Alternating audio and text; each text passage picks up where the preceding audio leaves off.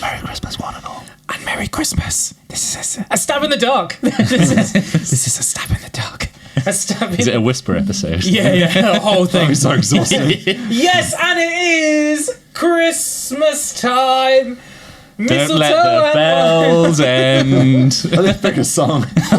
So we've got our Christmas gear on. I've got my Melbourne Stars cricket Christmas stuff going on. What have you got? My Chucky / Child's Play Christmas Whoa. jumper. And Dave. We got Christmassy Homer Simpson. Nice. Yeah. And what do you want most for Christmas? I did not know that this was a question that was going to come up. We didn't prepare for this. I have no idea. I don't know. What about something horror-y? A gonk, maybe a gonk. A gonk, as made famous. What do you mean? We all have gonks at Christmas. Everyone has a Everybody gonk has a gonk at and we all Christmas. know what they are. Yeah. So nobody needs to ask for one. They've already got like 5 already. Do you know who else loves gonks? Everybody. Peter Sellers. Yeah, he loved a gonk. Allegedly, he loved a gonk. Who was the other person you said loved a gonk? A gonk. Yeah, gonks. Not just Googling. You listed 2 people before. Well, they're from the 1960s, boys and girls. Oh, everybody loved them in the 60s. Yeah. What is a gonk? It's not what I'm asking Google. Now, gonks. There are gnomes or hobgoblins. And who made them famous? Well, Peter. Peter did. Peter Sellers. And Peter Sellers made them famous. Yeah, Ringo Starr. Ringo Starr was the other one. Yeah. So Pete Sellers and Ringo Starr had gonks, and famously so Christmassy. And as you can see, we have absolutely vomited Christmas into this room. Yeah.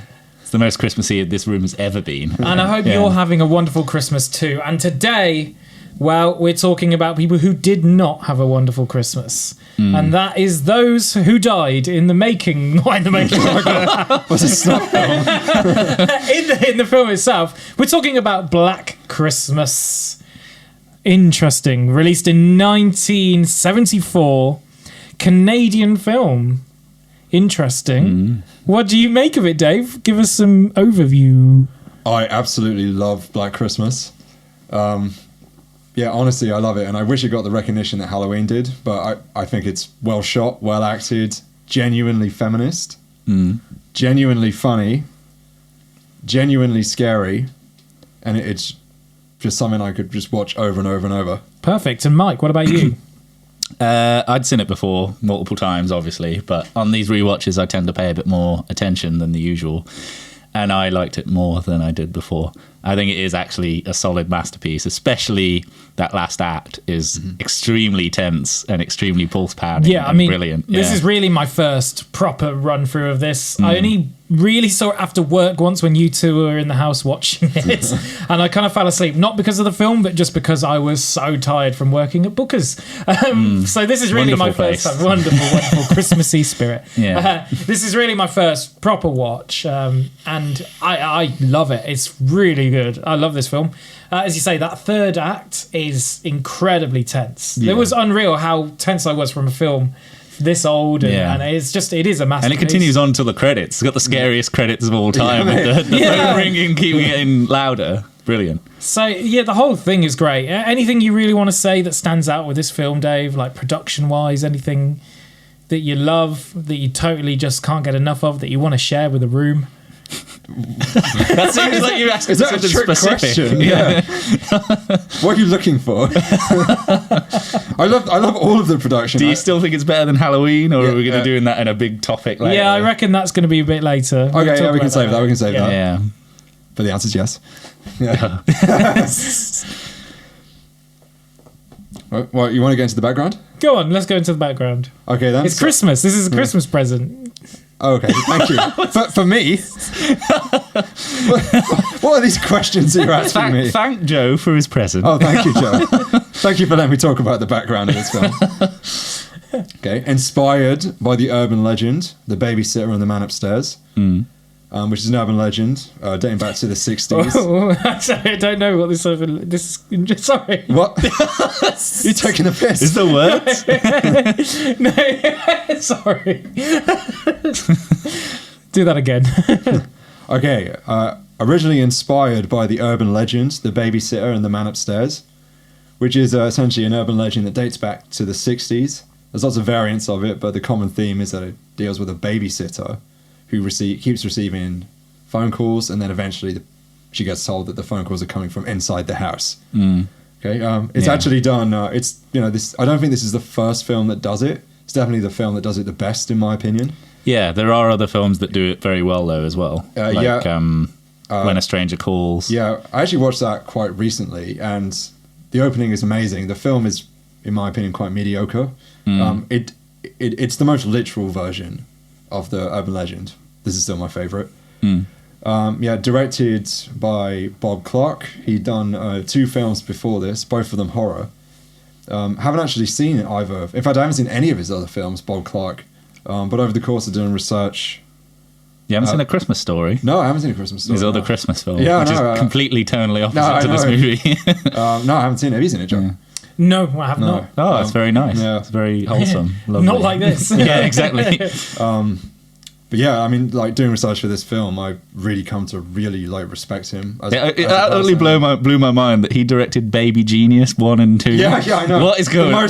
And Porky's, like, the most eclectic... Yeah, the filmography. most random group of films. Yeah. As I say, it was actually not written by him. It was originally written by a screenwriter called Roy Moore, and the original script was called The Babysitter, and it was a much more kind of literal, straightforward kind of proto-slashery take on that urban legend. Bob Clark got his hands on the script eventually and ended up rewriting a large part of it. It was his idea to incorporate humor. It was his idea to change the setting, to change the protagonists from babysitters, age them up a bit, and make them sorority sisters.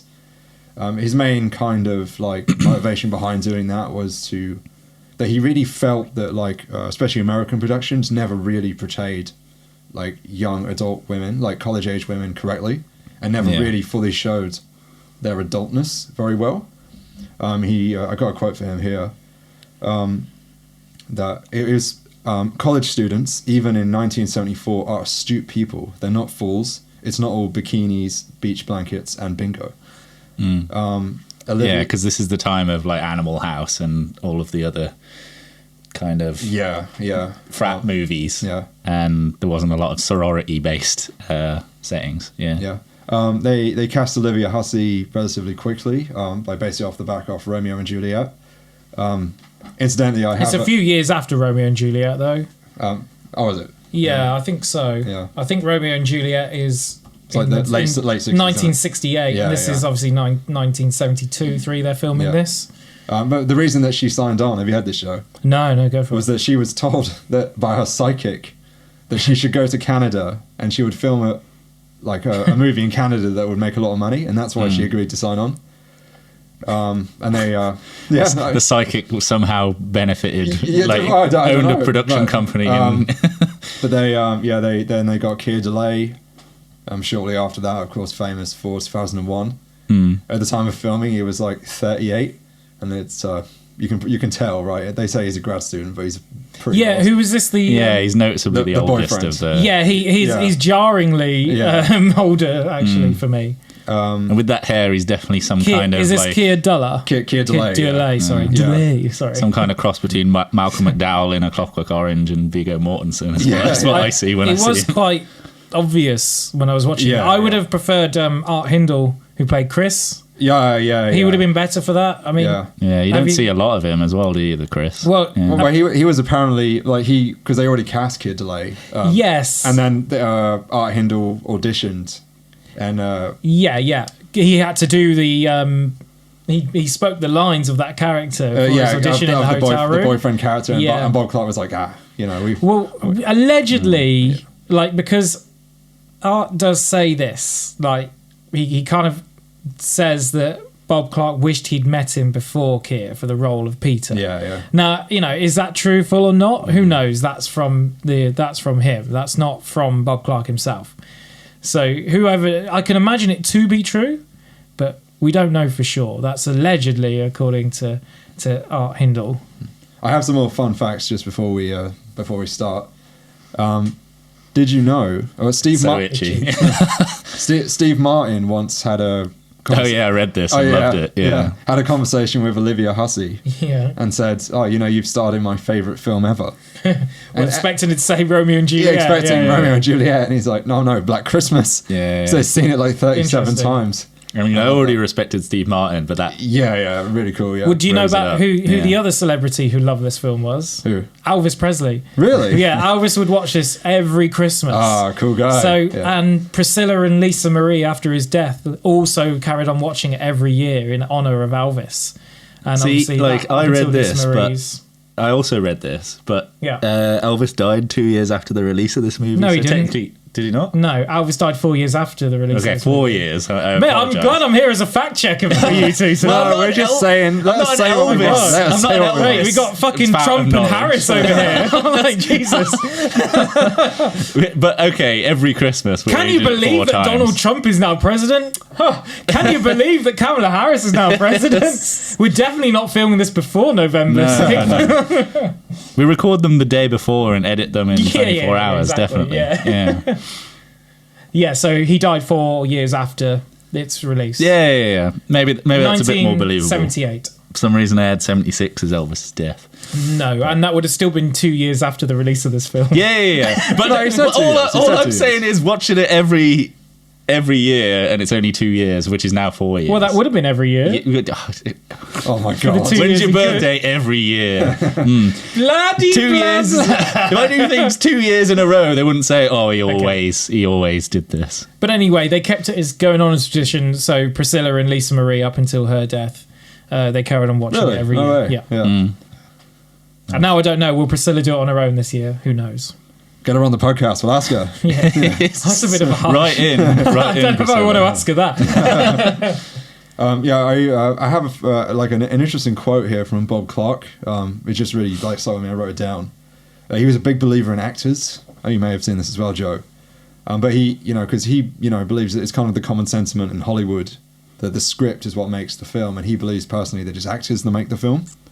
Yeah, that like bring it to life. Yeah. So he says, you take a great script, mediocre actors, you're going to get a mediocre film. But you take a mediocre script and good actors, and you're going to get a good film.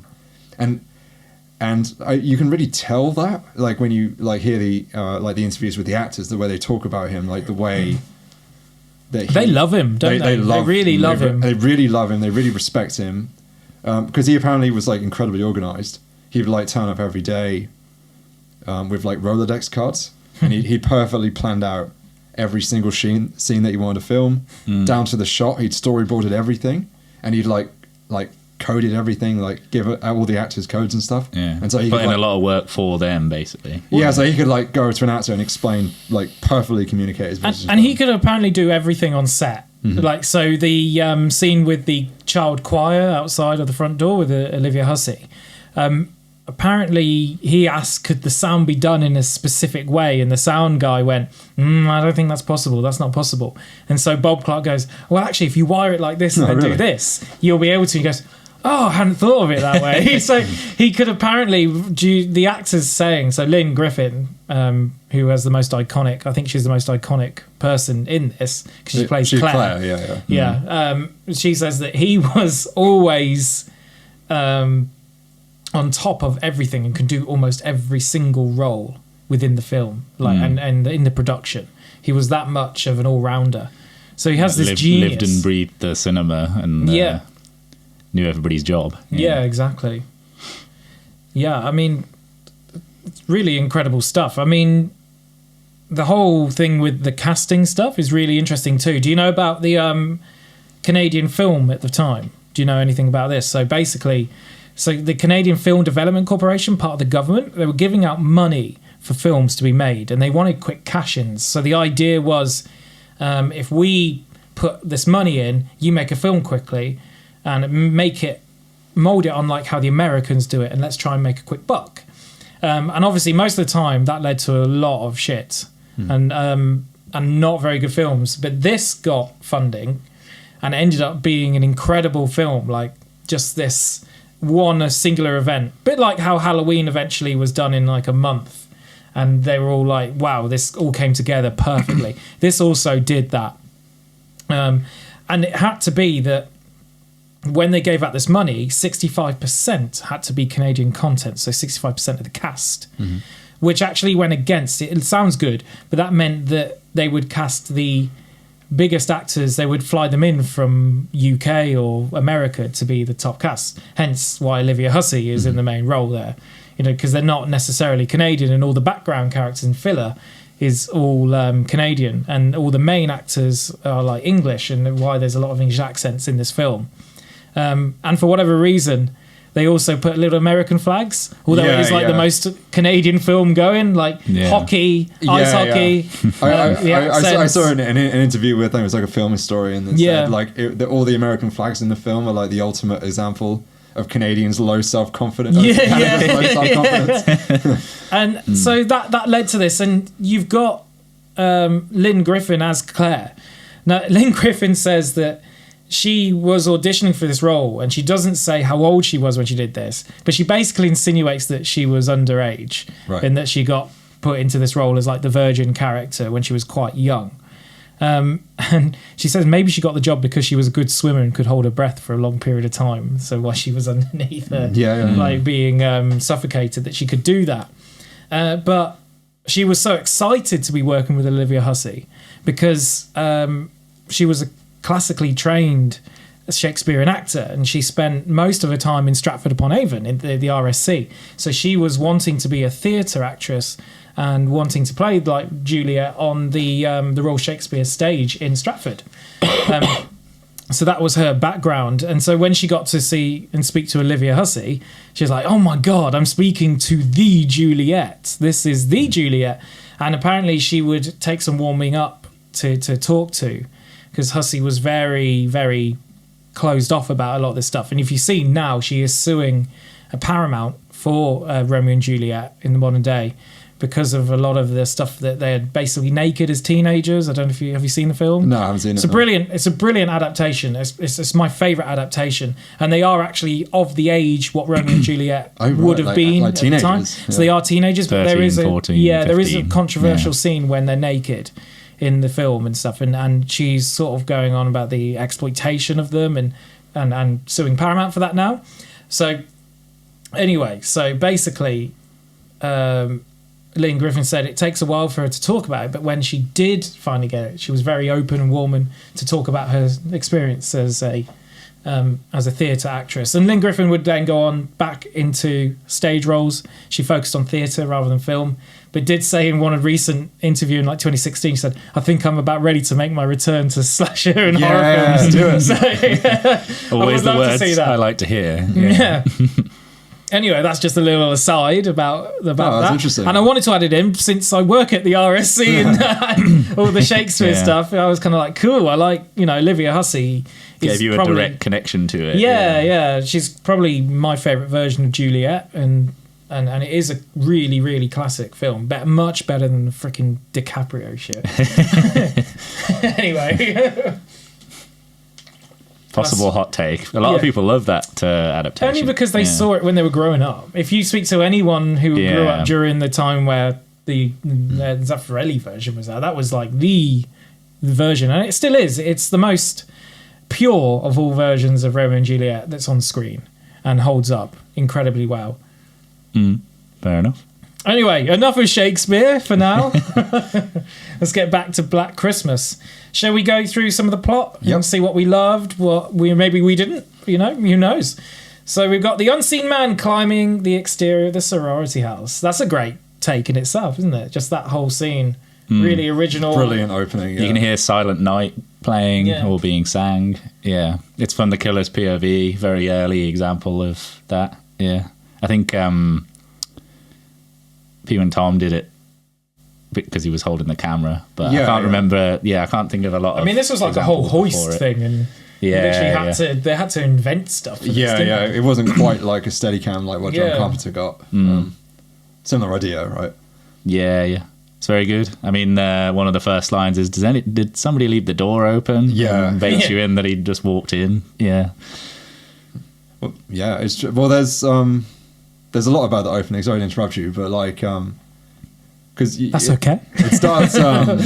on Christmas. At Christmas. Because do you know that, You're awful. Horrible. He's horrible. He's horrible. because Billy, well, firstly, you know, they already have a name for him in the house, which implies he's been doing it for a while and probably living there for a while. And you know that he always phones only after killing someone for the rest of the film. Every single time he kills someone. Yeah, it's makes a even phone. said by the cop at the end. I think. Yeah. But and he's gone out to. We're jumping the gun in the plot here, but he's gone out to kill that little teenage girl. The 13-year-old. Yeah. And then he comes back and makes that cool. Yeah. So I guess he's been living there for a while. That was how I took that.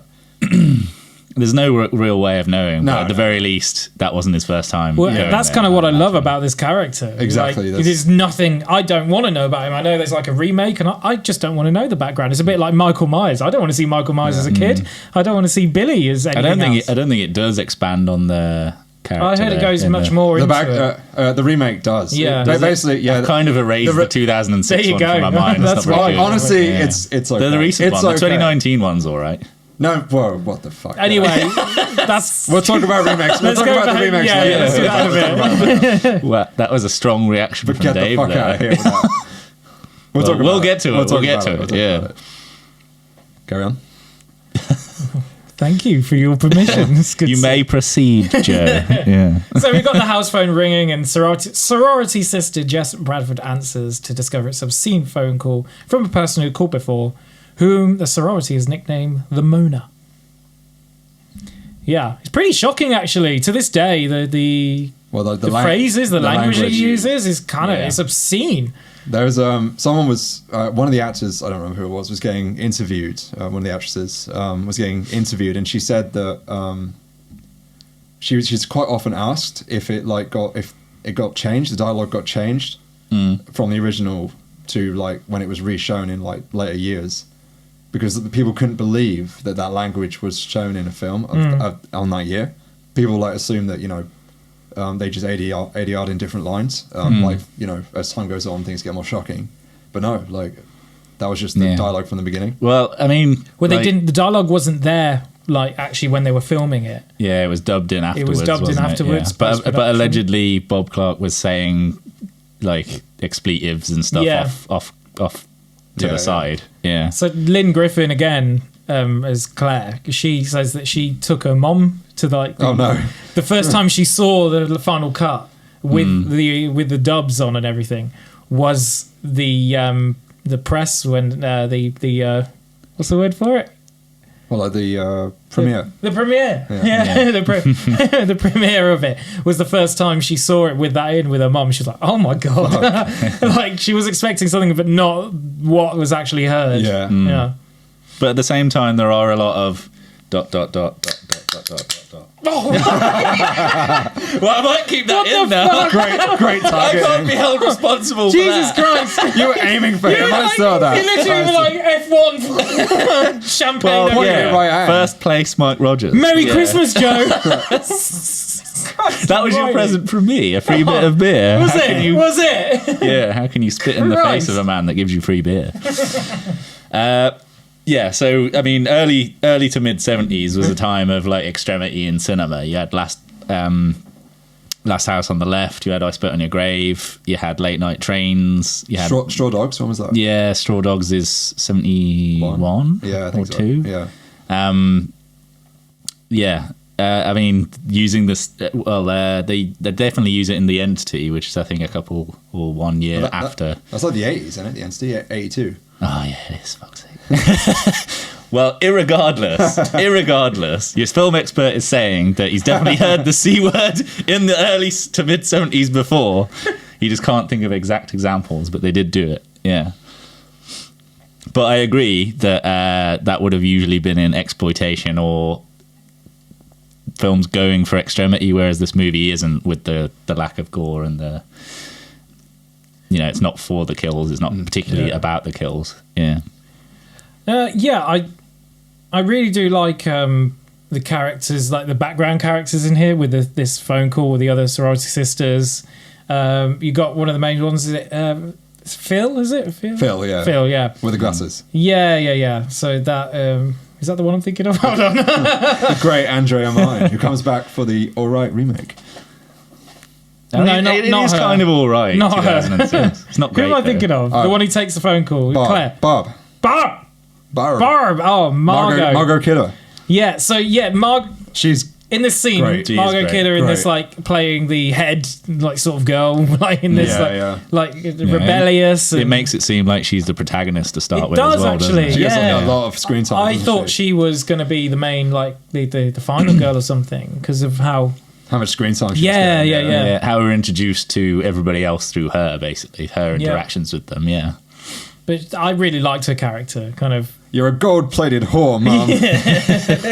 yeah, she's awesome. Fellatio 237 or something. Yeah, And then how she like is riddled with guilt later on as well and gets drunk. And really brilliant. that's Like, kind of the end so of much, her character. So much there. depth in that character. Yeah, like because like right in the opening as the camera like is going down the stairs and you can hear her talking on the phone to her mum. She's genuinely upset that her mum is like cancelled on her basically last minute, and then she's spends the rest of the scene like trying to make plans with the other girls. Yeah, Like, there's a yeah. lot of like sadness in that character. It's like it's such a good character, and it's handled very well. It's Yeah, not like yeah. spoon fed to you. Yeah, It's, yeah, it's yeah. kind of hearing things as they're happening. Yeah. And then, of course, we got the bit where Claire, Bible bashing Claire, and she's so kind of the classic, the like, virgin, the final girl, the archetype. final girl archetype yeah. before the archetype was really a thing. Yeah, yeah. Well, yeah. I mean, He subverts it before it even is a trope. yeah, Bob calls her a professional virgin, doesn't Yeah, she? yeah. Oh yeah. And then Mrs. Matt comes in, speaking of professional virgin and all that. But she. Who was also a Don. Yeah. We're going to talk more about her. Yeah. But yeah, like Claire, I feel so sorry for Claire. Like she's just about to go home. Yeah, and it's made big she's plans. packing and Made big plans to like show her boyfriend to her family, isn't it? Like Yeah, that's what they're doing, yeah. She's kind of lovely. Like, Yeah, yeah. and the Well, first to die. they're all quite They're nice. really There's all nothing lovely. wrong with I any know. of them. Like, but yeah. Claire is like this sort of innocent virgin character, and then she just gets so cruelly killed, and she then reappears throughout the film as this. iconic image. Yeah, it's the most iconic. quite image. brutal and lasts like in the mind long Yeah. after Yeah, you've seen it. yeah. Especially the noises and the rocking chair, Yeah, that whole. But the iconic stuff about it though was made, even though she's the first to die, not in a lot of the film. She's always in All the in incidents. everything. Yeah. Like Lynn She Griffin loves talking about gets it. to live this world Yeah, still yeah. because of this. Yeah. And there's a really funny bit in one of her interviews where she basically, when she started doing a lot of conventions in the 2000s, and she sits there and not many people come over to her, so she brings out the plastic bag No, puts it on yeah, her head, really. and then says that everyone goes, "Oh my god, it's Yeah. you, it's Claire," like from Black Christmas. I can't think of a movie where you get to see so much of a character after they've died It's interesting when they're isn't it? actually still dead. Yeah. And this, I mean, it's funny, like when she's there, and Bob Clark used to say, "Right, that's it, everyone for lunch, except for you. Like, you stay there." Like when she's like holding her breath and playing dead. He would be quite funny with her on set. And about the cat. Do you know about the cat? Oh yeah. Claude. Yeah, Claude. Okay, apparently Claude was a diva, according to Lynn Griffin, and wouldn't do I anything. mean, he is a cat. Yeah, Like, yeah. Cats are divas. So and basically wouldn't get on her lap. So Bob Clark used to throw. She had to still play dead and like hold her breath. But he would throw the cat on her lap, and obviously it would claw her, and she had to still play dead. Right. And in the end, they couldn't get it to stay on, so they sprayed the bag. You know, the scene where the cat licks the bag. Yeah, it's covered in catnip, so it's sprayed in catnip, so it would actually stay on there. So you could how to get that shot. Yeah. That's Yeah. why they say don't work with animals or children, right? Because of the. yeah. So then, the following morning, Claire's father arrives in a very, very cold Toronto. It looks, doesn't it, throughout this film, just look absolutely freezing? Freezing. Yeah. Yeah, but it is a white Christmas, which is quite nice. Yeah, So, it is. Well, apart Apart from the blackness of it. Yeah. I assume most Christmases are white in Canada. Like, it gets down to. Well, like- apparently they had to get like a fire engine to like blow snow. Oh, really? Yeah. Yeah, I heard it was fake snow as well. Yeah, I think they had like one good. but it might have been shot in. Well, I don't think they know, probably did shoot it at Christmas, did they? No. That would be insane. June or something. Yeah. I don't know. But it does look freezing, and it looks very Canadian. Have you been in that Canadian car? I've been in like I'm going there in January. At Okay. least that's my first stop. Yeah. You're going to be cold there. It's going to be like minus I like a cold place. minus Yeah. 15 Fahrenheit over there or something. Oh, what does these, that what are these mean? units? I love pissing you off. give me the sea. The sea is what I want. No. You're gonna experience 100 degrees over in Australia and then minus What boiling 20. point? Yeah. No. Fahrenheit, about 38 Celsius. Cells. Yeah. Anyhow, Not only are you going to use the wrong, you're going to besmirch with a nickname. I'd literally rather you say Fahrenheit. Yeah. than Celsius. just shortening it down for you. Fahrenheit. Yeah. Fahrenheit is the longest one. You want a short one. So we've got Claire's father arrives, but Claire has failed to meet up. So they go back to the house, and it's the house mother. Yeah. Mrs. Mac. Mac. I love her with her hidden bottles so of funny. What do we alcohol. think of Yeah. Mrs. Mac? And holding up, trying to Oh, yeah. that's right. being seen yeah. by the dad. Yeah. Marianne She's just Waldman. great. Yeah. Marianne Waldman's portrayal as Mrs. Mac. Apparently, Clark based her on his aunt in real life. Yeah. Well, yeah, they say that like Lynn Griffin says about Marianne how fun she was on set, but all the dialogue and written for her, but she made it her own. Like she put her own spin on the dialogue. So while it's not improvisation as such, she improvised around the dialogue and worked the dialogue in to make it truly hers, and a really iconic portrayal. Like finding the little bottles of whiskey in that in a. Yeah. It honestly shouldn't work as well in that film as it does, I think. But that It's film, a tiny bit of levity in a very dark subject Yeah, matter. I'm usually against like tonal shifts as drastic as that, but it does work so well. Like it just bleeds in. You believe this character is like this, and there would be a character like that as like a mistress or whatever they're called at a fraternity. And I love the bit where she says, "Claude, you prick." Yeah, the dad car over box here, up. yeah. But that is a good bit with like the peace sign on the wall and like her holding her hand up. Yeah, and he's going like, I didn't send her here to be drinking and eating Yeah, boys. yeah. This isn't the kind of atmosphere I envisioned. She's a good girl. She goes and has a drink in the bathroom and bitches him out. Yeah. Great.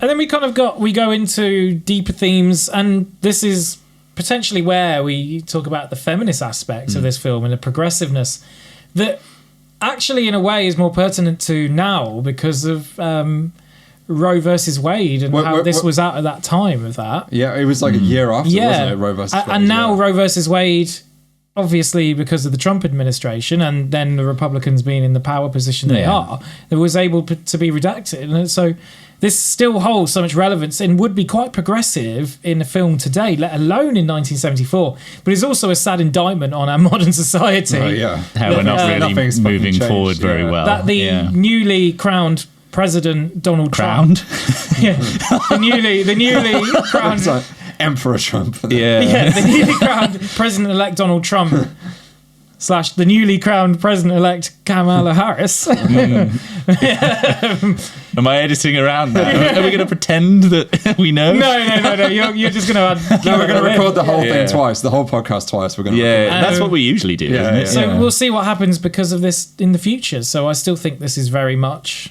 up in the air and hugely. I was not expecting a independent woman pro-abortion. Yeah, so Jess, pro-choice. Especially from a male director, male writer. as Yeah, well. exactly. yeah, but like again, like he's really genuinely like authentic about how he wanted to represent these women. It was like first and foremost, it was all of his rewrites were about aging up these women and showing them as adults and showing them. Yeah, I mean, showing their allegedly he had a autonomy. rule about not sexualizing any of the characters, and for drinking man.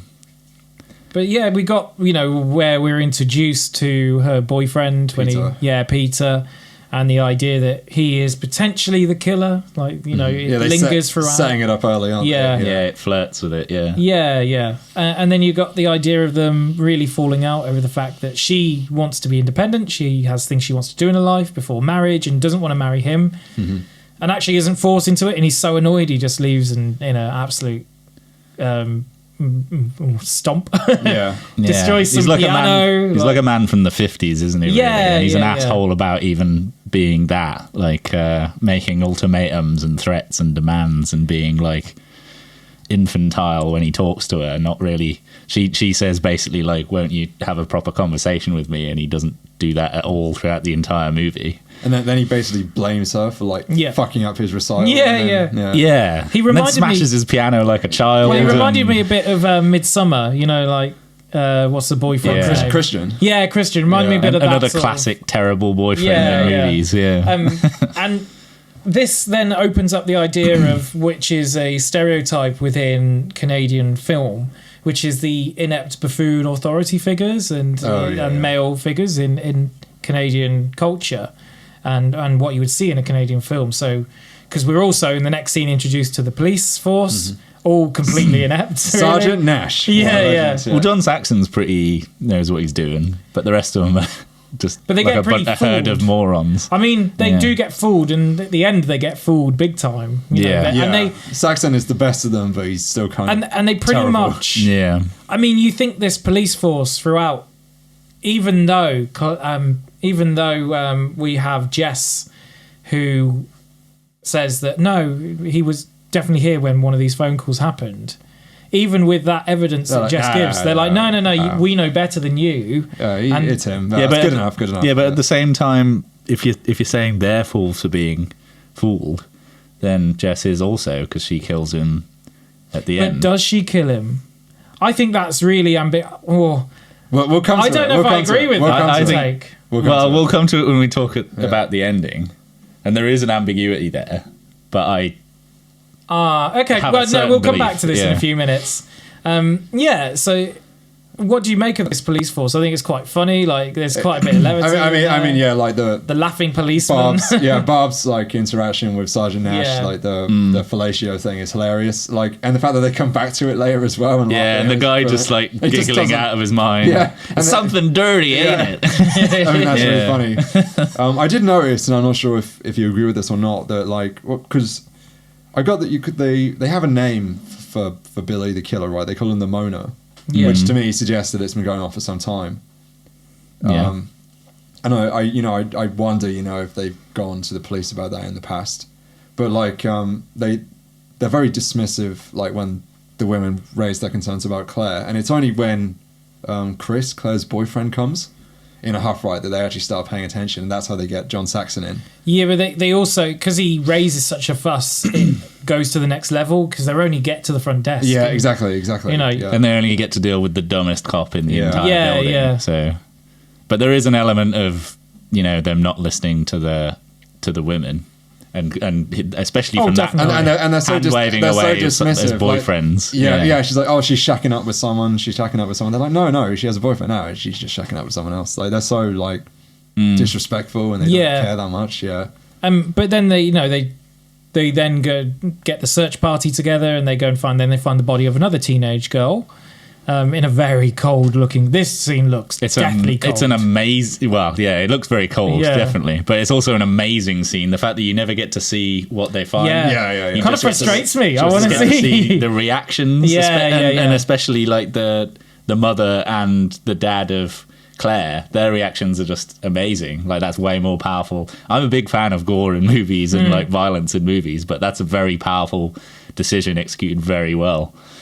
It's not something you see very often in horror. Like, everyone goes for more when it comes to gore, but less and less and less when it comes to like terror and leaving it to the if you imagination. go older, like Hitchcock was a master at that. Yeah. And pre, I don't know, 63, 64, you wouldn't really be able to show that kind of thing, so you had to do it this way. And there's a lot of people that did it in a very well executed manner. Yeah. Yeah, so then we now get maybe my saddest point of the film, when Mrs. Mack is on her own in the house and she's about to get a taxi, and then she hears the cat called, and then she goes into the attic and gets herself hooked. And it is pretty fucking scary the way she dies. And to be honest, like, for me, when she dies, that's the death of the comedy in the film as well. There's no more real comedic scenes. Yeah, I after think that. it is, basically. That's when it takes a turn into solid horror. Yeah. And another thing I love about that scene as well is she sees, like, you see that the killer is there waiting to swing his hook the entire time. He waits for her to see the body. Yeah. Then he waits for her to turn around and see him. And that happens later on with Bob's. death as well, which is like he waits. Yeah, subtle messaging of how this man wants them to, take the full reading Yeah, he's before applied he to be takes like them out. incredibly He's really, misogynist, isn't he? And he really wants them to suffer and yeah. like get the full bad treatment from him. Yeah, it's great. So why do you think Billy like loses his mind after he kills Mrs. Mack? Because he has like a full-on tantrum then. I think I don't know if it's tantrum or if it's like overwhelming pleasure, like orgasm. Oh, right. I saw it almost the opposite way. Like he's so like enthralled. You know, like Walter White after he does the thing, blows up in two places and he goes back in his car. Like, yeah. I almost see it like that. Oh, right, okay. In the way that he's whipping so himself into like a fervor. He's like turned on to the point of this huge orgasmic moment, like destroying things around him. Very toxic and masculinity. And, really, really. Like he's not Billy isn't. He's got so many voices, and he's voiced by like 3 separate people as well. He's got this multiple personality issue, obviously, within it, and there's a lot going on in there. But do you know Bob Clark has a pretty clear idea of what Billy's backstory is in that film, and he's actually quite open about talking about it. And most of it, not all of it, but a lot of it was incorporated into the remake, and we'll talk about it properly later. Yeah, but like Bob Clark knew exactly what Billy's backstory Interesting. was. And it wasn't just random phrases, like scary phrases. It all meant something. And he said, like, you can piece it together. Like, it's there. Well, that's part of what makes it scary, right? And threatening. Because what the things he's saying aren't random, violent phrases once you hit a certain point in the movie. They're, like childhood scarring kind of repetitions and stuff. They're the kind of thing you would expect, especially if you've got your 70s state of mind on when you're watching the movie. A crazy person would be saying that did suffer things in their past that they're not allowed to move on from, and that's why they're doing these killings. Yeah, it's pretty interesting. I've just jumped to point a little bit because they obviously that's where you get very very drunk. Barb, Margot Kiddo, like where she then goes to bed. She's like there, present within all these areas. She's basically Mrs. Mack is almost on her own, but she is still there. Barb is throughout this film now. She's kind of there until her murder happens, with everything going on around her. I think it's so tense because Billy is there this whole time, and no one knows it until the final moments of their lives.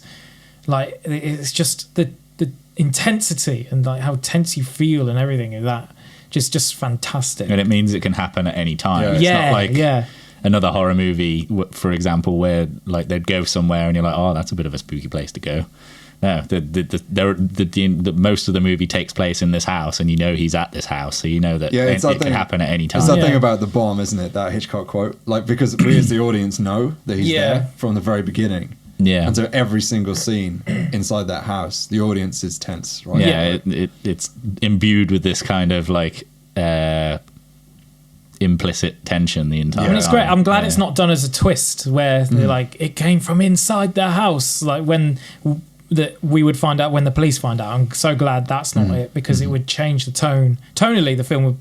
Yeah, that is what the When a Stranger Calls, it's a twist. Yeah, and of course, like that is the implied twist of the original urban legend, right? And it is handled very well in that movie. It is, and it's very impactful to see the characters realize that. But it's it makes for a very different movie. It's a brave decision in a way to let the audience in on it early, but it really pays off. It's a bit like a Columbo episode, which gives you the killer at the start, isn't it? Like changes how you look at it and what you're reading into it. Yeah, it is a very brave decision because it means that you're giving the audience reason to question what the characters do. Yeah. You're giving them reason to be like, oh, don't go upstairs on your own, when they're just kind of like, living their life. They could go upstairs on their own. They've got no reason to not do so. But it's handled so well that you don't have any moments, I don't think, in the movie where you think, even though you've got this foreknowledge, you don't think they're making explicit mistakes. And at this point, we also have the police car outside now when Jess comes back in and they're like, well, it's not going to make any bloody difference, is it? Because we know the killer's in there. It's pointless and hopeless before it's even begun, because they're not going to be able to find someone going in because he's already bloody there. And then we get this idea of the Christmas carolers as well. This is such a good scene. Another amazing scene. Yeah. Brilliant. This is the contrast and flip between the two scenes. Probably my favourite kill in the film, I would say. And it's where Barb, like, kind of comatose from being drunk and stuff, where Jess goes up to help her and be like, oh, I thought there was someone here. And Yeah. like, it's really tragic. Oh, yeah, because there's a bit of like a fake out, right, where she has an asthma attack, Barb. Yeah. And then Jess is like, oh no, she just had an asthma attack. But it's like quite sad that when It is really sad because Barb's been drinking even more because of... And she feels guilty. The guilt about Claire's death. And then they send her to bed. Well, they don't know Claire's dead, but... Oh, yeah, sorry. But Her disappearance. Yeah. But I don't think it's just a fake out. It works because it not only is a fake out, but it's kind of a humanizing... Like, even if you didn't like Claire because of her outspoken language and behavior and so on, she's got asthma and she's just a normal person like the rest of them. Like, she's honestly, the characterization of Barb, like, incredible. Yeah. Incredible, yeah. She's such effective comedic relief, but there's so much depth. Yeah. Really amazing. Brilliant. Brilliantly written. Yeah. And you want Jess now, every time the phone rings, to be able to, like, go, come on, just a little bit more. The wiretap thing and him manually going across is brilliant. Brilliant tension. The way you get to actually see it from the end of the guy that's checking the manual machines. Yeah, I quite like that, like being part of that and being kind of part of... Yeah, like I love how involving that is. Yeah. Not just, like waiting for John Saxon to say, yep, we've got it, or no, we haven't. Like, yeah. And you wanted to find out so she can just get the fuck out of there, like, run. And you get Lieutenant Fuller call her to say the trace has failed and has to try again and again, and listening to all these calls. And then we also get, at the time, we find, is it Peter calling? And that's right, yeah. And that's where Talking really... about removing a wart, isn't it, that one? Yeah. And that's where he really gets involved and... Like going, oh, we got to go and see where Peter might be. And Fuller basically just locks onto him being the killer and then can't see anything else, right? Yeah. He goes down a bit of a rabbit hole. Yeah. And that's it then. That really, the police are doomed to make a mistake at that point. Yeah. But police of the time, maybe if you took it back 5 years earlier, that would have been more true. But still, police of the time in smaller areas and outside of big cities would have been looking for a direct connection. It in terms of why the murder would be happening. I'm not calling him inept. I'm just saying that he's gone down. Which would happen. But I'm saying he is following procedure to a certain point, only because that's his only lead, I guess. Like, and he has to. So, I mean, this is. I think it's believable, not just as incompetence, but just that's the way it has to be. I mean, this is like early to mid 70s is like the rise of serial killers in America, right? Like, I don't think you had all the big ones. It's early days, isn't it? Yeah, for relatively early days. I mean, like the release of this was very contemporary to the end of Bundy. Did you hear about this? No. There were some issues releasing it because this was right at the time when Bundy went on his like. Yeah, because he killed a sorority house. It's like his like berserker phase towards the end before he got caught, when he was just doing whatever. Like, and he terrorized the sorority house like just when the film was getting released. But that was still relatively early in like the timeline of serial killers, I think. And probably what you're saying is true. That normally it is. Then fully, it took right? like the late 70s, 80s before they started properly. Maybe even late 80s before they started properly profiling the kind of people that kill strangers. But at the same time, even if they did have that profiling, they're still going to follow the only lead they have. And then we've got again, let's just go back to the the Christmas carolers, because there's just a really good scene, and and I feel so bad for Barb. I know. And it's getting stabbed, and it's the only bit of blood you really see, isn't it? The most violent, explicitly violent death, and like it's a very clearly phallic symbol as well. Which feels very deliberate also. And like you say, like waiting for her to wake up as well when he could have done it any time. Like, I think that's the thing for me, at least, that makes it more shocking and brutal. The fact that he didn't stab her in her sleep, he waited for her to recognize what was going on to do it. Like that's a level of horror that's very affecting, very memorable. And is that when we get like the shot of Billy's like face with like the eye as well in the light? Is that them? No, that's a bit later. A lot later on. Jumping the gun again. Yeah. No, like, because don't we see him like when he's killing Barb? There's like when he's in shadow, you see him. Not quite That's with the eye, when, though. Not when he's looking through the door and you see the eye, but differently when his whole upper body's in shadow, but his like eyes illuminated. Yeah, but not in the same way. Not with that like orangey thing going on. Isn't he just in shadow, I think? And There's something of his silhouette. you see his arm grab the implement, whatever it was. Yeah, the There's a unicorn. unicorn like a glass. Yeah, glass menagerie. Menagerie. Yeah. This isn't exactly the same, but this bit and this does it much better. So don't go ugh. But it reminds me Is a it the little bit. creeper? It reminds me a little bit of Terrifier 3. Oh.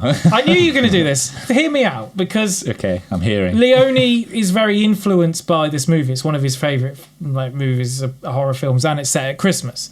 And there's a scene with the iconic scene from Terrifier 3 when he kills Santa, and that is happening at the same time as we got Sienna talking to her auntie about how she feels normal and everything is good. So you've got the innocence of these Christmas carolers, and you've got her and Jess in her last moment, really, her last innocent moment of the film. And on the other hand, you've got this killing spree happening, very iconic. Now, does it better. This is a much more nuanced scene, how they've done it, but I kind of get the influence between it a little bit. Yeah, I see that. Yeah. Well, It's a very good narrative kind of choice. Yeah. Well, not narrative just a classic choice, directorial choice. juxtaposition, right, of these two images. Yeah. So yeah, then we kind of come into nearly the last bit, and I think Phil's death is kind of the just section before the very Just end. before like the beginning of the final act. Yeah. And I like the bit actually where the search party comes to the door. The two guys, the two like rednecky type guys. because they look a bit like weirdos. They're just trying to get rid of them. Yeah. And as the audience, you know that they, could use this help. Yeah. And also, this is where they kind of seal Jess seals her fate with the idea of locking herself in the house, because she locks all the doors. They realise that actually all the doors and windows aren't locked at this point. And they go and do that. And they said, this is the only locked door in the house. So that's where Phil then goes upstairs to lock some windows and stuff, and goes into the room, Barb's room, and we don't actually see her death, do we? No, I don't think so. We just see her corpse later, don't we? But we The door slams behind her, though. Yeah. But I love that. I love when you can understand, that their motivation is wrong, but you can completely understand the motivation for the mistake they're making in a slasher movie. You don't get that often enough. No, you don't. Honestly, in slasher movies, usually they'll have them make a bad choice and hand wave it away with them being like young or drunk. Yeah, and it doesn't make sense, because it's like, why would you do that in that situation? Whereas, why wouldn't you do this? Yeah, in that situation? It makes total You're not sense to to go know and that lock he's all the already windows there. and doors. Yeah. I love that. Yeah. And then we finally get to the actual traced phone call where Jess receives it, and Sergeant Nash on the phone to her is like, just leave immediately, like just go, and she's kind of thinking about it, but goes, I'll just go and get Barb, and then he cracks like an idiot. Immediately does the exact opposite of what he just let John Saxon down. Yeah. And I reckon there she just went, just leave the house now, and just said, no, don't go and get them, just go. She probably would have gone. Yeah. He just stuck to his guns. The incompetence right till the end, that guy. Yeah. So this is kind of like where really I only got my truly, like, this reminds me a bit of Laurie Strode finding her friend's body on the bed in kind of the start of that. It's very, yeah, it's kind of like a parallel moment in both movies where things descend into like the last act. And this is like what becomes part of the slasher formula, isn't it? Yeah. Where like the final girl then sees all the victims' bodies like kind of jumping out of here and there. Yeah. But I love her performance as soon as she hears that from I think it's brilliant, especially when she's shouting up the stairs. Those are that really powerful and affecting noises and shouts that she makes. It's not like your usual screams that don't affect you. It's believable. And she's like quite composed for the rest of the film, right? As well, like she's very rational, very intelligent. But that was Bob Clark's idea, wasn't it, about not having too much noise and screaming and overdoing it? Because he was like, why would they do that? They wouldn't do that. Yeah, like, they're not just one-dimensional girls. They're people, you know, and he portrayed them as people. Yeah. And this is a moment as well where she actually does the thing that they criticize in Scream, where she goes up the stairs instead of leaving the house. But for me, it feels very authentic. It's believable. But, like, She thinks there's two people. Yeah, up she's there a hero. alive. She grabs Yeah. the fire poker and she makes that choice on purpose to confront the killer, to save her knowing friends. the danger and thinking about it before she does. And it makes sense for her because she's an independent woman as well. exactly, you know, her whole ethos is that she has lots to do as a single person, as this individual, not just seen as a wife or a mother. Yeah. And she's already in the business of taking charge of her life that day anyway. Yeah, Like saying she's gonna already get rid of made it. like a big, Yeah. So it works in that way. And then she goes, then the iconic shot of his eye. right.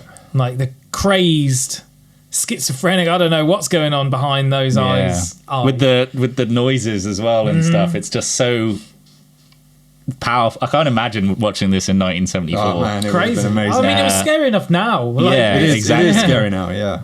Like I'd say it is more. It's scarier than Halloween. I would say after this rewatch, the tension in that, especially that scene and the entire last act, basically, like it's how slasher movies, slasher crescendos, climaxes should be done.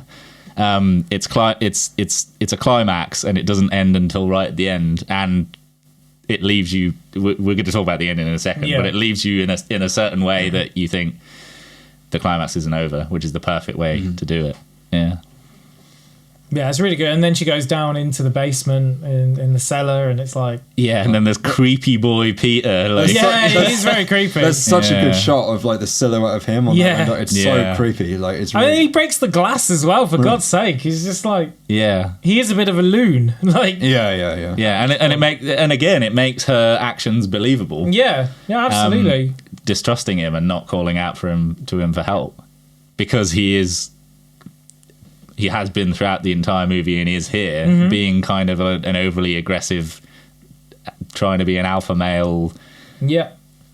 I'm in control. Presence. Yeah. You're not getting rid of this baby or else. Oh, Yeah. You know. Exactly. And then, so I can believe here that Jess does bludgeon him to death with a fire poker. I always saw it that way, to be honest. Yeah, I mean, I wasn't sure. It kind of happens very abruptly and off screen. I wasn't sure. Whenever anything happens off screen, there's merit in by intention, questioning it. Yeah. It's not in there for a reason. You know, I could see that maybe behind them Billy was there and then does the job and then knocks out Jess as well. Or knock Jess out first. Or not Jess out first. Because she does retreat into the shadows, and I think that's the last you see of her. Yeah. Or because she wakes up briefly, doesn't she, when the police find her? But then she's knocked out again. I don't think. Or before Billy has the chance to kill her, the police are in there or something, or knows they're coming, and But there's that gets kind away of to the draining feeling that you feel as you're there watching Jess, and you just hear them all slowly leaving and doors closing. Oh, and that stuff. final shot! It's amazing. It's like 5 brilliant. minutes. It's amazing. Yeah. And you hear them all like talking in a resolved manner about, well, that must have, I can't believe it. It must have just been Peter the whole way. I can't believe we knew that we knew it. Yeah. she had to take him out, but it's brilliant. Yeah, no, it's really good, and they leave it up in the air really at the end of that film. Well, you almost think that if we're thinking realistically, well, Billy's obviously going to go and kill Jess. Well, especially since the phone ends with ringing. Yeah. So I think he probably did kill her. Hasn't he maybe killed someone else since then? Or are we even sure that's real? No, this isn't just for effect now? Yeah, I mean, it is ambiguous. And like he could be ringing because he's killed Bob or he's killed Phil. But I don't think he called after Phil, did he? Yeah. So you never know. His late onset. You know what I'm like? I don't want my final girl to be murdered as well, and for him to win. But it's not looking good for her either way. No, it's not. Definitely not. But after this rewatch, I'm not sure. I might actually. It's between this and Halloween, right? Not in terms of movie. Halloween is a better movie, but in terms of endings, Black Christmas's ending might be better, possibly. Well, I don't want to compare and contrast the two, to be Yeah. honest. I think they're both pretty genius, and I don't want to. Well, I mean, I do agree with that. I don't want to stack them up They because don't. they're both icons. They're not mutually exclusive. Like you can like both of them, and Oh no, Actually, yeah. yeah. I mean, I think everybody here does. Like both of them, definitely. so. But that's basically. I'm using Halloween as a placeholder because that was always going to be the top one. Yeah. Like so, in order for me to say best slasher ending of all time, it has to be better than Halloween. That's the only reason it's inviting the comparison with Halloween specifically. Yeah. Yeah, But I think it's amazing. that is a great ending, and I also love the shot that you can still see Claire. Like, Yeah. they're still up there. The two of them just never and discovered. Mrs. Mac are still there, and it's really like depressing. And, It like, is depressing. There's yeah. like a whole. They haven't done the job. Like, Yeah. come on. And again, it's believable that those are the two bodies they didn't find. Yeah, because the mistress, whatever her name is, had the taxi outside that left. Yeah. And Claire was It's always been Christmas. missing. People go home at Christmas. You know, you wouldn't know until the new year that anything was wrong. You know, they just wouldn't know. Yeah. So you can imagine their bodies are going to be left up there with Billy until the new year and the new semester at uni and everything. Like, you think, and probably joined by Jess's. yeah. Yeah. So, yeah, real sad. Although they would have gone back for Jess. Like, you know, they're not just going to leave this girl.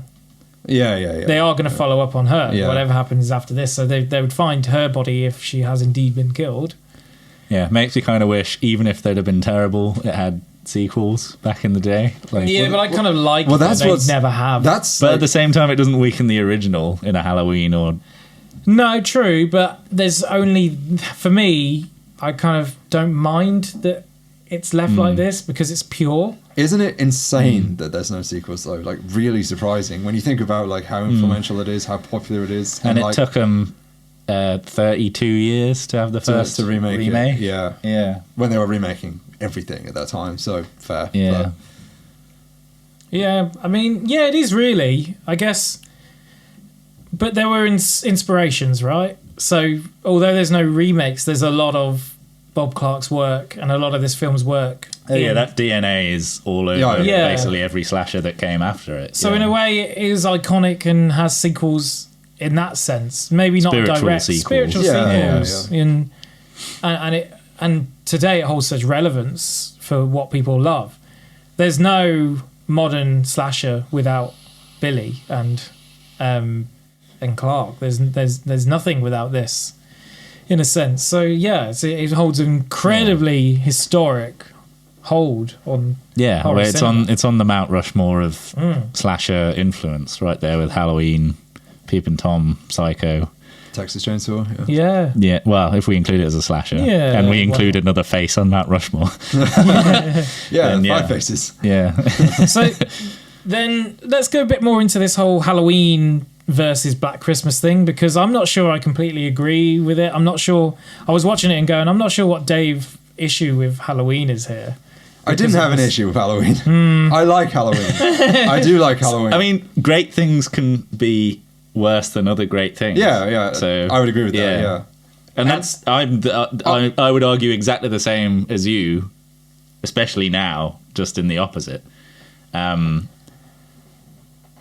They're almost indistinguishable. The only thing that separates them for me, now that I've seen it again, Music. is the music. Yeah, the soundtrack. The soundtrack is so much stronger in two otherwise flawless movies in Halloween. Yeah, but that I the have to put deliberately it. minimal soundtrack in Black Christmas is definitely a contributing adds factor to the its tension scares. and the atmosphere. Yeah.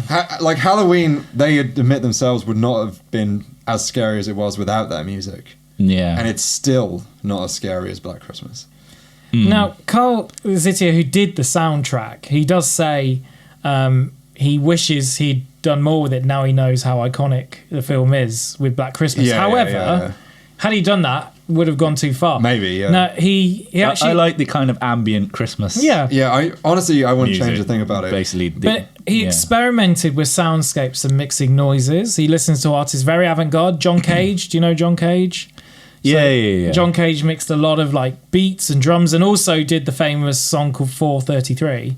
It's the which silence is one. the silent yeah. one. Oh, yeah. right, okay. So he was very experimental, part of this sort of early 20th century futuristic look at the world, very avant-garde. You know, that charted in slightly off topic, but you know that charted in.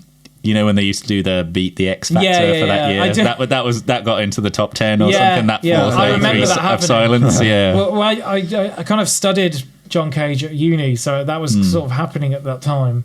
So and I have way more respect for this soundtrack, knowing this stuff. That is kind of what was happening with it, and the kind of experimental metal sounds, Lou Reed, all of this stuff is in there. And it's really effective, and it's beats and drums and just ambient noises and twisting the noises and back to front, just doing all sorts with it. I love that. See, although I'm saying the soundtrack isn't strong, it's because I'm not really the sound design is amazing and the use of silence is amazing, and usually I'm more of a fan of silence being used effectively in a movie than a soundtrack added to it. But it's just the strength of the Halloween soundtrack is I think I think Halloween soundtrack is incredible. But again, I find it actually almost impossible, only knowing that Halloween was directly influenced by this in very certain aspects to do with what Clark told John Carpenter if he were to do a sequel, and because of the POV camera stuff, and some of the stuff that became part of stereotypical slasher films. But I find it very tenuous, the idea that this is anything like Halloween. Like, I think they use sort of a blueprint, but no, I agree. I agree with that. Like, I agree with that. It's loose. It's very loose. And I almost can't actually. I can definitely. I don't want to compare and contrast because I just think they're both really good. They can both exist. Yeah. And I don't think because something did it earlier is any reason to put it above something they did it later. No. Otherwise, I'd be saying Peeping Tom is better than both of them. Yeah. But I'm not saying that. But, like, definitely you can see how Halloween would work as a sequel to Black Christmas, right? Yeah. Yeah. Like, it's definitely inspired by and a lot of, like, the filmmaking techniques and stuff as well. Again, you can see the influence. Yeah, I mean, but that's how art works, right? Like, you take influencers. Sorry, I thought you were talking about Art the Clown. I hate that means that we're probably going to get Terrifier references going forward if anyone says that phrase. That's just how art works. Like, you take influence from things and do what you like and change what you don't like and make it. And a lot of the time, Quentin Tarantino, for example, has made some great movies, and some, not all of. He's took a lot of influence from good movies. He's took a lot of influence from bad movies as well. But he's took some scenes from bad movies and made them amazing in the framework that or the context that he's put those scenes in. So, just because it was done before doesn't mean it's not without merit. In fact, if it's done or handled or executed better, and the latter interpretation of it, doesn't need any owing, perhaps. But I feel that the feminism aspects of Black Christmas, like, is like really truly ahead of its time and very, very prescient and very, very, very powerful and also, and it's very subjective. But the fact that and I think you definitely said it, Mike. I don't know about you, Joey, but the Black Christmas is scarier than Halloween. Yeah.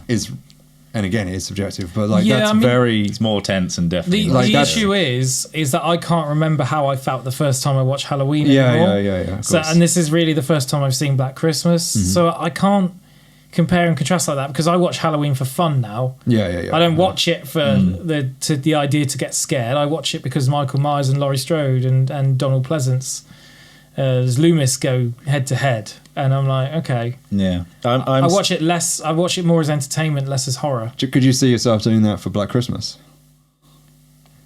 Yeah, I could potentially watch it every Christmas. Mm-hmm. I feel like it could be like It's a Wonderful Life. Yeah. I imagine I would be like Elvis. I do try to watch it every Christmas. It is the best Christmas horror movie. There are other good ones, but this is definitely the best. Maybe not as good as Terrifier 3. Terrifier 3 is like, maybe it'll make the top 20. Top 5, mate. Top 5. I reckon there's a growing list of wonderful films to watch at Christmas, including Die Hard. Well, we're just including non-horrors. Yeah. terrifying. There's a movie called Late Night Trains, which is really brutal and horrible, and Last House on the Lefty, and that's also a Christmas movie. So, yeah, that's the most fucked up one. Well, I like Better Watch Out. So. Better Watch Out is awesome. Yeah. But this is great. This is such a good film. Like, This is so good. I was genuinely surprised just how good it was when I was watching it, because not because I was giving it 1974, oh god, but more so like because it's not as big as potential, and perhaps it should be. Yeah, that's kind of what I was saying. Yeah. Again, it doesn't diminish Halloween whatsoever, but like I wish it got a bit more kind of love and recognition. Just like outside. The problem is it's kind of in the middle zone where it's a very well-known movie among people that like horror. It is. Yeah, but it is. In the mainstream, It hasn't quite broken out like that. Yeah. Not really. Yeah. And I think maybe its issue with it being Canadian is that it doesn't transfer across. Not that it should. I'm not saying anything. There's no indictment of Canadian and Canadian cinema. It's just more so to do with the fact that American have a bit of monopoly. So Halloween coming out and being a very American tale may be easier for to have theatrical releases or people to identify with, because we know American culture more than Canadian. But didn't you see those American flags? Yeah. It's set in America. But I do love the Canadian setting, saying all of that. I think it feels Canadian, even though a lot of the actors in the main roles are English. Just the ice hockey alone. Ice hockey alone is so Canadian. It's either Russia or Canada, and we know it's not Russia. Yeah. So, So I know it's really, really cool. And I enjoy all the characters as characters. Like, there's not one in there that really pisses me off. Like, I see them all as realistic, not like future slashes. And is on this feminism route that, and the progressiveness of it. There's no sort of gratuitous camera angles. There's no like nudity for the sake of it. it's incredibly ahead of its time. I mean, if you made this 4K and showed it to someone, apart from the outfits and the hairstyles, and the fact that Olivia Huss is like 70. Well, if you didn't know who that was, yeah. you could believe this was a movie from the 90s or later on. Yeah. Yeah, we really, I mean, so cool. It's like 50 years old this year, right? It is. It's a 50th anniversary. Yeah. Crazy. Yeah. Because a lot of the stuff I was watching was like 40th anniversary stuff. So going to its 50th anniversary. In fact, it is over 50 years old because in Canada it was released on the 11th of October. Oh, very timely then. Just about. Well, it is Christmas. Yeah, right it now. is Christmas. Not it's October. Christmas. It's not October. Unfortunately, no, we it's should have Christmas. recorded it 3 months ago. Yeah. Yeah. Just before Halloween would have been the right time. Yeah. True. And it kind of got middling reviews at the time, but now is seen as obviously totally iconic and ahead of its time. And there's critics who gave it sort of middle 3 out of 5 stars. That always happens. Pioneering horror movies. Except for Joker 2, which is still going to be shit. I reckon. we're going way off. No. People are going to revisit me. that and think it's great. I said that. I think so as well. Yeah. Fuck off. Quentin They are, man. Tarantino liked it. Yeah, but Tarantino's contrarian as hell. Quentin! Anything that shits on Hollywood, Tarantino's going to be like, oh yeah, fucking great. That's what he's going to say. Quentin. We're not cutting any of this. I'm going to tweet Quentin with that exact. What this? He was doing this. Yeah, exactly. Jeez. Quentin's going to say, he's going to say, fuck you, Joe. Isn't that such a...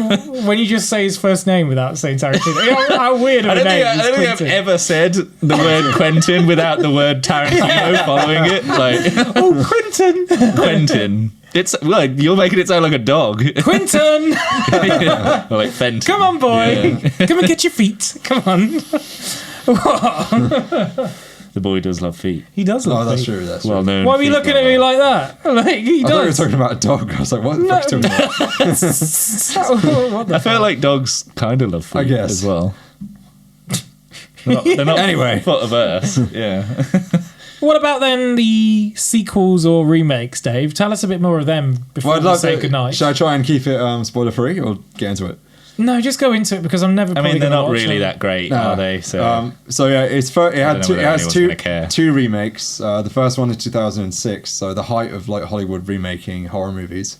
Yep. It's also like the height of like 2000s grungy torture porny horror. Oh, as an aside, did you know Michael Bay produced like a huge amount of horror remakes? Yeah, in the- Platinum Dunes. Yeah, like starting with like, yeah. Oh, you knew that. For me, that was Yeah, like, whoa. yeah, I didn't know. Yeah, that. I didn't know. that. That's how it is, know- like most successful Friday the films. 13th, Texas Chainsaw. Texas Chainsaw, and Nightmare on Elm Street Yeah. remakes It's were all- all Michael Bay produced. Really? Yeah, it's all the same production studio. That's yeah. like Nicolas Yeah. Cage when he did his producing, like his production house. How is it like that? What did he do? Well, because he produced one of the films that. Oh, he did Wicker Man. No, he started Wicker Man. He was in Wick, not the bees. Yeah. That's not in the film. That's deleted. Yeah, it's the only thing I remember, even though it wasn't in there. So, What's the film he does? Saturn Films. What's the one that we've covered, which he does? we've covered it. Yeah. Saturn Films. Were Mike and I part of this? Saturn Films. Was it Veronica? Could you imagine? That'd be amazing. What did you produce? What are you seeing? I know nothing of You've relevance. derailed this completely, Joe. Long Legs, Arcadian. No. Produced, not starred in. Produced, yeah. Saturn No, Films. these are all films that he's in. He's done one of them, like.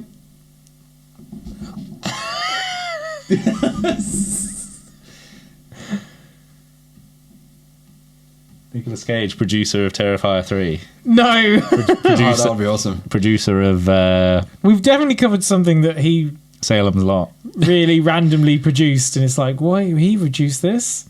Was it Nick Is this Cage? the Nicolas Cage Hugh, what's his name? Rom-com Hugh. Notting Hill Hugh. Hugh Grant. Hugh Grant thing again. Yeah. It was my turn this week to get him mixed up with Yeah. someone else. Anyway, forget all Nick of that. Cage just getting thrown into random conversations But always constantly. include Nick Cage. Yeah. Oh shit! Yeah. It's because you said whatever other John Cage earlier. Maybe that's Yeah, maybe. shaking you around. Yeah. Okay, sorry, I So anyway, derailed that. yeah, there's Carry a on. remake. Okay, Yeah. yeah. So there were two remakes of Black Christmas. The first in 2006, like the height of horror remakes. We got Texas Chainsaw, Friday the 13th. Nightmare House on of Elm Wax, Street. Nightmare on Elm Street, Yeah. like all of Glass them. House on the left. Yeah. Texas Chainsaw, the Spit beginning. on your grave. And it's kind of an interesting one. Like, so they went in the polar opposite direction, basically, Right. where I would say like a third of the film's runtime is about Billy's backstory, and he gets a lot of screen time. The cast is really good. Like they have Mary Elizabeth Winstead, Michelle Trachtenberg. I can't remember her name. Were they big names at the time though? 2000. No. Like retrospectively, good cast. Oh, right, Like I was that's the gonna- that's the interesting thing as well, because like watching it now, you would expect Mary Elizabeth Winstead to be the final girl because she's the biggest name by far. Yeah. Katie Cassidy, is that her name? She was in like loads of stuff around this time. That is the name of a woman. Yeah. Well, probably Don't somewhere in the world. I don't know whether that's the Oh, woman is you this mean. the one that's Yeah. like with Ewan McGregor now? Mary Elizabeth Winstead. Yeah, Mary Is she in a Elizabeth- relationship with? Yeah. Yeah, so she's not the final girl, which is interesting, but you think that she would be. Anyway, Andrea Martin comes back as well. Phil, she comes back as the house mother this time. Oh, right. Okay. Yeah, so they basically there's a lot of focus on Billy. It's incredibly violent, like in your face violent. Yeah, that's what I remember. It's really, like it's a very polar opposite. shocky, like- It's a bit like what also Rob Zombie did to Halloween. Yeah, in a in way. a similar manner, making it aggressively 2000s and aggressively Given violent. a huge backstory. gore. It's very killer. it is very similar. Yeah. I do, and this is probably There's a contra- Texas Chainsaw. Leatherface is a bit like that as Yeah, well. Texas where it Chainsaw just the gives beginning. As well, Yeah. It's a minorly controversial opinion, but I like the Black Christmas remake much more than Rob Zombie's Halloween. I wouldn't know. I can't, They're yeah. both pretty bad, so I Yeah. don't know whether. But it's kind of It's like a battle of It's 5 kind and of 6 out cozy of in a way. 10s. Like Yeah. it's so in your face that it almost cycles back around to being kind of earnest in a way. Like Yeah. for some reason, Billy is yellow. He's got jaundice and he's yellow. Okay. So I'll go into his backstory, shall I? So I just don't remember much of this Is that movie just at because all. we saw like a yellowy orange eye? Yes, they decided to make him Well, yellow. he's like yellow, like the guy in Sin City. Yes, exactly like Sin City. Right. Like yellow.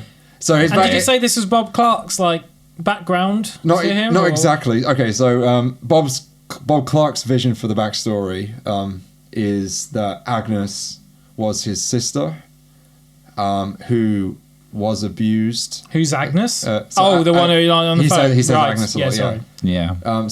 So Billy was abused as a child. He abused Agnes, his sister, Right. and he probably killed his parents. That's more or less what Bob Clark says about Billy.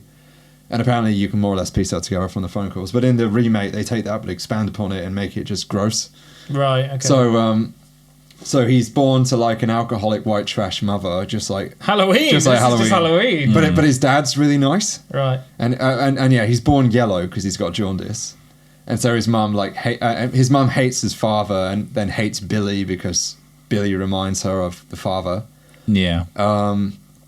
And one day they lock Billy. So the mother's like an alcoholic. She's really mean to him. The dad is really nice and like sneaks him a Christmas present. And then because like his backstory is told throughout the film, so you have him as a child, then as a teenager, etc., etc.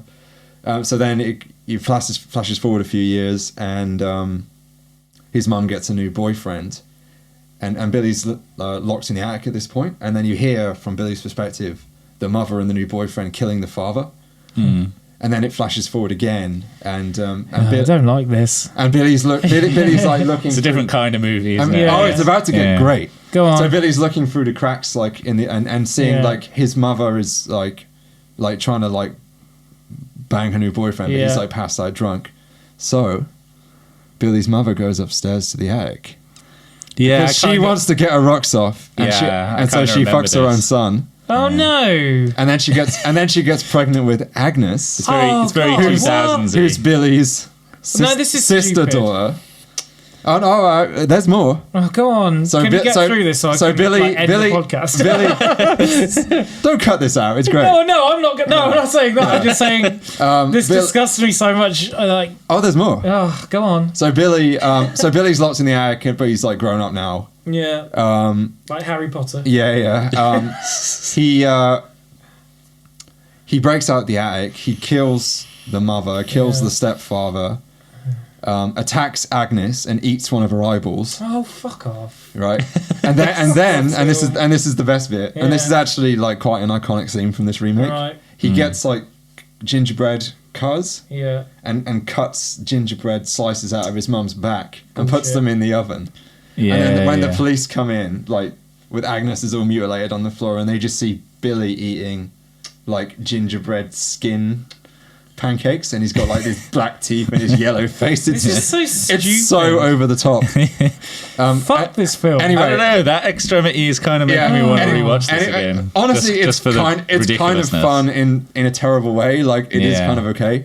Like I said, the cast is great. It's completely in your face. It's very 2000s. So, but in this, Fuck the Black Christmas. Billy, because of what happened in his backstory, Billy's actually locked up at the beginning, and so Right. then there's also in a Halloweeny kind of way. yeah, there's a plot of him Yeah. escaping and making his way to the house. Well, at least more happens than Joker Yeah. 2. But parallel to Billy coming back to the Okay, house, okay. that the murders are happening.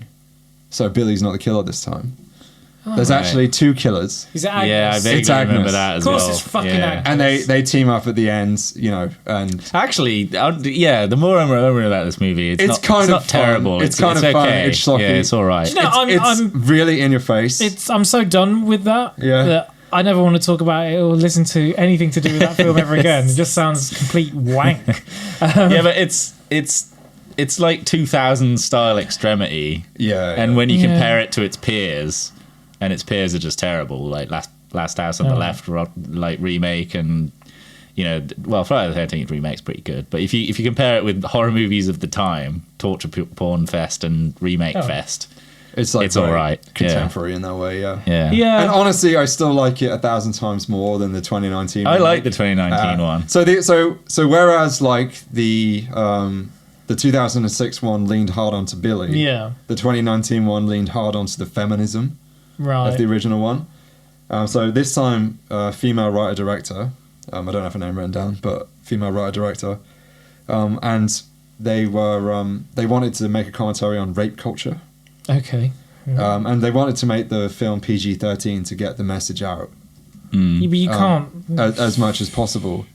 And honestly, with the exception of it being set in a sorority house, Yeah. it has nothing to do with the original film whatsoever. There's no Billy, there's no Agnes. Yeah, it's there's possibly poorly titled, but I don't think it's a bad movie. There's Yeah. no phone call. It's actually all done via text. And there's a whole thing about brainwashing black magic that turns old boys in this certain frat into like an evil murdering cult. It's fun and great. It's stupid as fuck. It's fucking insulting. and honestly minimizing. And I don't know, maybe we can cover it separately, but it's honestly really aggravating. I don't think it's a good movie. An explicitly. It's also like, but I think it's a good time. it's I not literally particularly well acted in my opinion either. But you know me with horror movies. Yeah, bad acting is not a problem for me. I want nothing to do with either of these films, and But I just wish they never existed. The problem is if you watch Fuck them with the original in mind, they're awful, terrible, and you don't want to watch them. But if you watch them on their own merits, which especially the 2019 one should be, because it's barely Black Christmas at all. Yeah, they just shouldn't They're call all it right. that then. It's a bit like... Yeah, but they want to make the money though, right? Yeah, but it doesn't help them. Doesn't help them critically, but I think it's like one of the worst. It's in like the bottom 100 films on IMDb, that remake. no, it isn't. It's terrible. Yes. Like it's No, really it's got- poorly it's- reviewed. It's really badly It's got like a reviewed. 3 on IMDb IMDb. is, yeah. A 3 is not that. It's not bottom 100. Well, that's what I said. Bob I'm Clark, saying Bob Clark's Super Geniuses 2 has got like a 1.2. Yeah, That's yeah, in yeah. there. 3.5 it's got out of 10. honestly, it's not good. Anyway, I've seen dozens of movies seriously rated lower than that. enough of those piss poor films in comparison. You haven't even seen No, them. no, mate. I don't need to see them to tell. I that disagree with that worldview. I don't need to see these two inferior films to know that I'd rather watch this 1,000 times over on yeah, Christmas. that's Yeah, a given. Yeah. That's all I'm saying. I'm not saying anything else. I'm refraining from saying anything else. And I will not. So let's sort of let's wrap things up like a Christmas present you give to your best mate. In a nice little bow. And final thoughts from you, Dave, on this film. Yeah, I mean, On the original. I got more to say about 2019 if you're like, no. No. Do you want me to have a good Christmas, or do you want me to just like... Okay. We know fine. what you were getting you. There's one remake each. Yeah, So we can get you the Blu-rays. Please. Yeah. Okay, Please the don't. original. Yeah. Yeah, the original for me, honestly, after these watches, is probably one of my favorite horror films ever. Definitely one of my favorite slashers. I love everything about it. I love how scary it is. I love how relevant it is. I love how, in my opinion, genuinely feminist it is. I love how well shot it is. I love Billy. I love the killer of Billy. I love the phone calls. I love the comedy. I love everything about it. And honestly, like... It's a love fest. I know, it is a love fest. And It's not Valentine's Day. no. Yes. And, you know, like... I love Halloween also. But I do prefer Black Christmas. I just do. I just do. And it's just a Stop personal this taste thing. comparing the two films. We can't help it. Me and David listers. We I like hate putting you. one I thing just- above another. Genuinely, like, why can they not just coincide? They like, can. The Milky they can Way. totally Yeah. They can coincide, They but can also totally be coexist. compared. They're not exclusive things to do. Yeah. I would probably put them on the same level, but it just aligns with my taste slightly I mean, more. yeah, I put them on the same level. I just wanna both 10 see- out of 10. Both. Like the Milky Way, and what's the other one? Andromeda. Yeah. Yeah, like those two. They're one day going to merge and collide. These two films, Halloween and Black Christmas. Halloween. Halloween, Christmas. Yeah, I think Black Halloween sounds better than Halloween Christmas. Well, Sorry. None of us are marketers. So. So what do you think, Mike? Yeah, I think it's even more of a masterpiece than when I originally Stealing my job. watched it. It went from a Sorry. 9 to a 10, Ooh, which for me really? So means... it's on par with Terrifier 3. did I say 7? Yeah, so it's moved from extremely good but not quite up there with like the top 20 horror movies of all time to being up there with those. I think it's, as you say, like perfectly executed. There isn't really a flaw I can find with it. It's especially the last act is extremely tense and extremely scary for the time. And I think I would agree, not so shouting strongly as you, but it does need more recognition in a Peeping Tom kind of way. So, yeah, masterpiece. And how about you, Joe? Yeah, I concur with both of you, really. Apart from the idea of comparing Halloween to it, apart from that, yeah, this is a complete masterpiece. I mean, it's so good. I watched it and was like almost shitting myself how scary parts were. The phone calls, I was watching that and I was just like, damn, this is freaky as anything. This is freakier than anything that's really out right now. What's happening, and it's totally relevant because of the feminism angle, the progressive angle, the idea of Roe versus Wade, and that not being a thing nowadays, and just a year into it there. So it's more relevant in some respects than it was then. I mean, the cast are completely incredible. They're really stellar. We've got Shakespearean actors. We've got Olivia Hussey, the Juliet.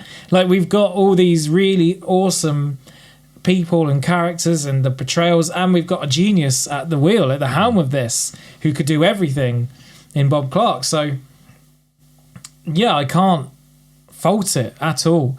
And I think the more I watch it, because this really is my first go with this film, I think the more I watch it, the higher and higher it'll be up on my list. And I can imagine if we did our top 5 films again in a year or two's time, this muscle in. Wow, in the top potentially 5, could be really? right up there with Halloween. Yeah. You know, on a par. So This is like one of the best ones that we've covered. I then think for you. of everything we've covered, this is up my street completely. Like the ideas behind it. I mean, I'd argue outside of the fact that we covered Halloween, this probably is the best.